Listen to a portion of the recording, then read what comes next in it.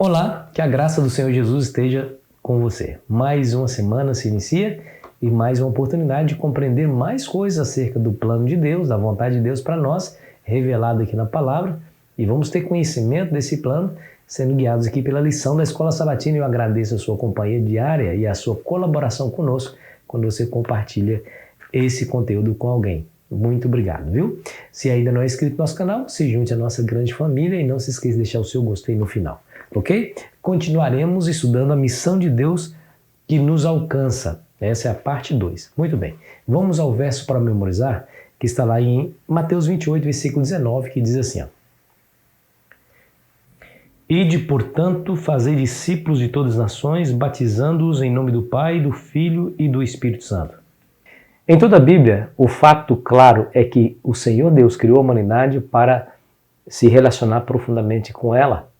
Deus cria porque ama, e porque Ele nos cria também nós o amamos. A Bíblia diz que nós amamos a Deus porque Deus nos amou primeiro. E essa é uma realidade assim corrente em toda a Bíblia, de capa a capa, de Gênesis a Apocalipse, nós percebemos um Deus que nos cria porque nos ama e quer e deseja relacionamento íntimo com as suas criaturas. Porém, o pecado estragou esse plano. Diz a Bíblia que ele desfigura a imagem de Deus estampada na criação. Deus fez Adão e Eva conforme a sua imagem e semelhança, se há de se lembrar disso, mas infelizmente o pecado arruina essa imagem e o propósito de Deus ao vir esse mundo é justamente resgatar essa humanidade perdida e restaurar nela a sua própria imagem e semelhança. Deixa eu ler alguns textos para você entender isso. Colossenses capítulo 3, versículo 9 nos diz assim, ó.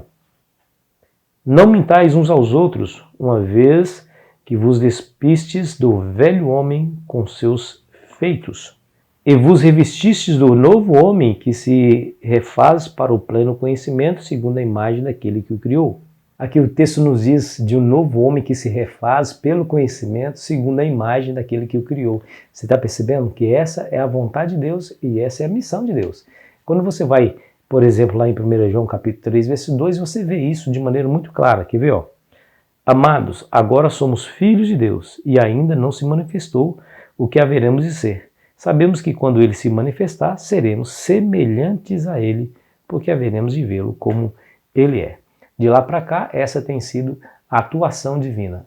Ele vem a esse mundo de maneira insistente para salvar a humanidade, a fim de que essa semelhança com o Criador seja realmente restaurada nas suas criaturas, né? E ele faz isso através do Evangelho, né? Por isso que nós lemos aqui o verso para memorizar, ide por todo mundo, é a ordem que Jesus dá aos seus discípulos, e fazer discípulos, batizando-os em nome do Pai, do Filho e do Espírito Santo. E o Evangelho o que é? Senão as boas novas de que Cristo veio a esse mundo para morrer em nosso lugar, para ser o nosso substituto, para tomar sobre si a nossa condenação e nos dar a liberdade total. Ou seja, é como um indivíduo que invade o cativeiro, arrombando a porta, libertando as vítimas do sequestrador. Foi exatamente isso que Jesus fez por nós.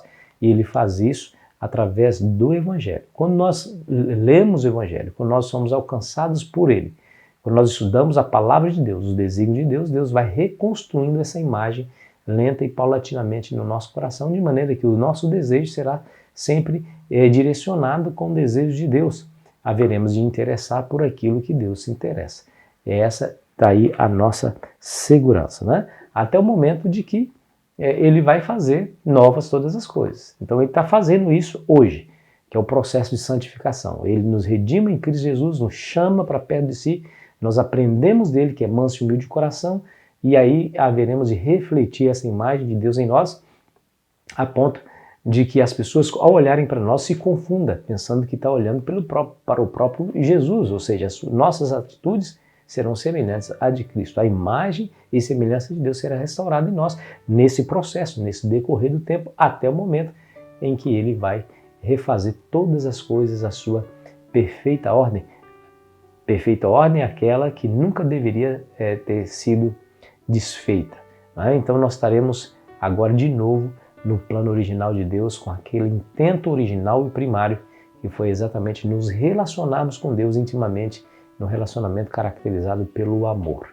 Querido amigo, Acredite, o Evangelho é o elo que liga essa raça humana caída, desfigurada pelo pecado, com um Deus amoroso, misericordioso, criador e poderoso que nós conhecemos na Bíblia.